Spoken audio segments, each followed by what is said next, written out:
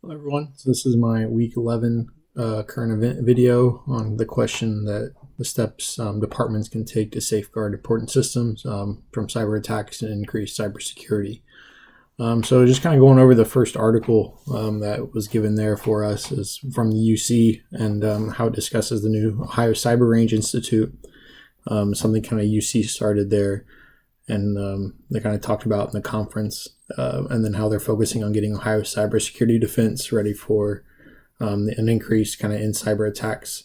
And really, like, kind of the one point I wanted to talk about from that article was from Major General Harris on what he mentioned is kind of how especially important cybersecurity is. In our really like modern, like kind of just right now, because of the pandemic, jobs and schools have moved exclusively online, and that infrastructure is now more important than ever, in kind of in maintaining our everyday lives, and going to work, going to school, and keeping those that network up and running. Because the internet's now how we communicate, it's how we work, it's how we submit assignments, and just even if it went down for a short amount of time, like how critical that would be. And I've even seen Canvas and stuff like that go down for a few hours, and like just how like frustrating that can be for students just in that short amount of time.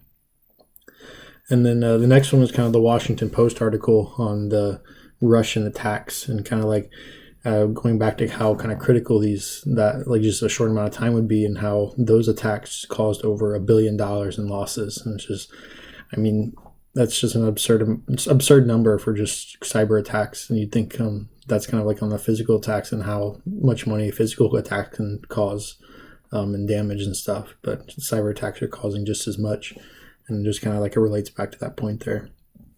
And then in terms of kind of the steps that can be taken by local departments to prevent cyber threats, I think it's just the biggest thing is having a good training system, because you really need to be able to identify the phishing attempts and stuff like that, and clicking on links and files and in those emails and stuff you get, the fake emails, and how that opens you up to vulnerabilities. I think it's just, that's really the most important thing, because around a third of all cyber attacks originate from phishing, and phishing attempts, according to an FBI report.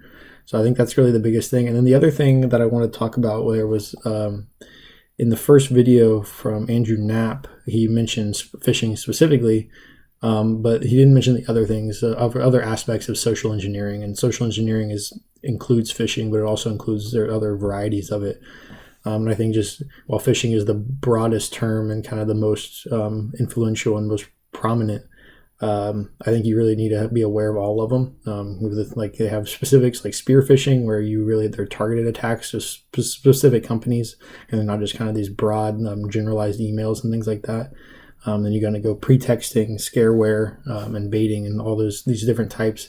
I think the more information you can get out to your employees and those that are working in these departments about the different possibilities of social engineering, I think that's kind of your the biggest thing that they can do. Because if they can identify it and they can avoid it, and it just becomes that much more that much easier to defend against. And then working together with your government agencies such as the National Guard, FBI, NSA, getting those right tools in place, of course, will always be helpful. And I think one of the videos mentioned as well how they've been kind of in touch with FBI and Homeland Security, and doing what they need to do to knowing what they need to do, put those tools in place. But that's what I have. Thanks.